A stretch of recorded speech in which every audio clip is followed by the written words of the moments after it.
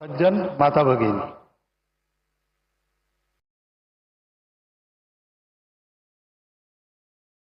आज योग है। डॉक्टर साहब का जन्मदिन, वर्ष प्रतिपदा का सुमुहूर्त। डॉक्टर साहब जन्मे वो रविवार ही था। उनके बाद जिन्होंने संघ की बागडोर संभाली, पूजनीय श्री गुरु जी, उनके नाम का प्रकल्प और प्रधानमंत्री जी का यहां पर उपस्थित होना, ये सारे शुभयोग यहां पर एकत्रित है। और ये सारे शुभयोग एकत्रित होते हैं, उसके लिए तपस्या करनी पड़ती है। माधव नेत्रालय के कार्यकर्ताओं की गत अनेक वर्षों की तपस्या के हम सभी साक्षी हैं। तपस्या से पुण्य अर्जित होता है, पुण्य से फल मिलता है, लेकिन वो फल अपने लिए न रखते हुए उसका विनियोग भी लोक कल्याण के लिए ही करना, इस वृत्ति से वो तपस्या आगे चलती है और ऐसी ही चल रही है। क्योंकि इसके पीछे जो प्रेरणा है, वो प्रेरणा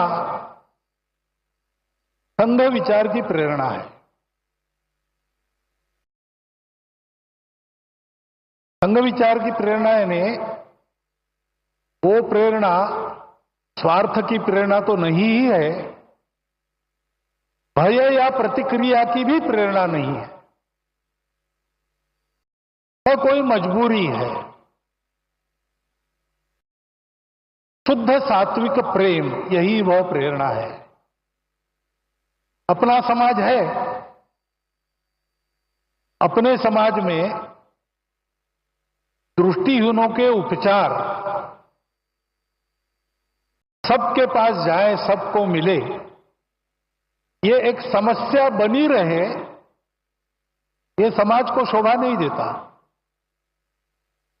ये समाज मेरा है, इसलिए मेरा जो भी सामर्थ्य है वो लेके मैं इस समस्या के लिए जो कुछ कर सकता हूं करूंगा, करते रहूंगा, प्रामाणिकता से, निस्वार्थ बुद्धि से, तन मन धन पूर्वक।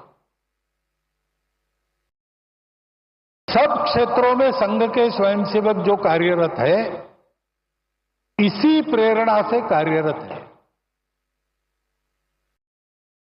रामटेक की यात्रा में 1926 में यात्रा के सुव्यवस्थापन के लिए स्वयंसेवकों ने जो काम किया,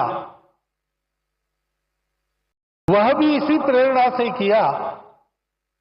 और आज इतने सारे क्षेत्रों में सेवा चल रही है, छोटे बड़े प्रकल्प उपक्रम सब मिलाकर 1.5 लाख के ऊपर समाज के लिए काम चलते हैं स्वयंसेवकों के, इसी प्रेरणा से चले हैं। यही प्रेरणा है, वो स्वयंसेवकों को अपने लिए कुछ न चाहते हुए सबके लिए कष्ट करने की प्रेरणा देती है। बदले में कुछ भी नहीं चाहते, करते जाते हैं। ऐसी लंबी यात्रा के कारण समाज ने देखा परखा संघ के स्वयंसेवकों को और मान लिया। उसके फलस्वरूप अनुकूलता भी आई, बाधा भी दूर हुई, आगे बढ़ रहे हैं स्वयंसेवक, लेकिन ध्येय की वही दृष्टि कायम है। और ये सारे सेवा के काम दया भाव से नहीं चलते। एक तो समाज के प्रति प्रेम है, और दूसरे तो वास्तव में समाज में सबको ही दृष्टि देनी है। चर्म चक्षुओं की दृष्टि से संपन्न या उससे रहित, ऐसे समाज के लोग 2 प्रकार के हैं। लेकिन सदा सर्वदा जीवन में जो दृष्टि आवश्यक होती है, जीवन में हमको जो कुछ मिला है परिस्थिति के रूप में, उस परिस्थिति का अधिकतम उत्कृष्ट उपयोग करते हुए अपने जीवन को सार्थक बनाना, अपने जीवन को निरामय बनाना, अपने जीवन को स्वस्थ बनाना, ये सारा करने के लिए जो जीवन की दृष्टि चाहिए, वो जीवन की दृष्टि ही है। और उस जीवन के दृष्टि का सारा उसमें वर्णन है सेवा। एकांत में आत्मसाधना, लोकांत में परोपकार, ऐसा जीवन सूत्र हमारी परंपरा में है। संघ के संदर्भ में कहेंगे तो 1 घंटा शाखा में स्वयं का विकास और 23 घंटा उस विकास का उपयोग समाज के भलाई के लिए, यही वह दृष्टि है। और वह दृष्टि देने के लिए ये सारे काम चलते हैं। ये सारे काम इसी दृष्टि से चलते हैं, इसलिए उत्तम चलते हैं और ऐसे ही उत्तम चलते रहेंगे। अनुकूलता पाने के बाद भी, साधन संपन्नता होने के बाद भी करने वालों का भाव यही रहेगा, तब उस साधनों का उपयोग भी अच्छी तरह होकर समाज लाभान्वित होगा।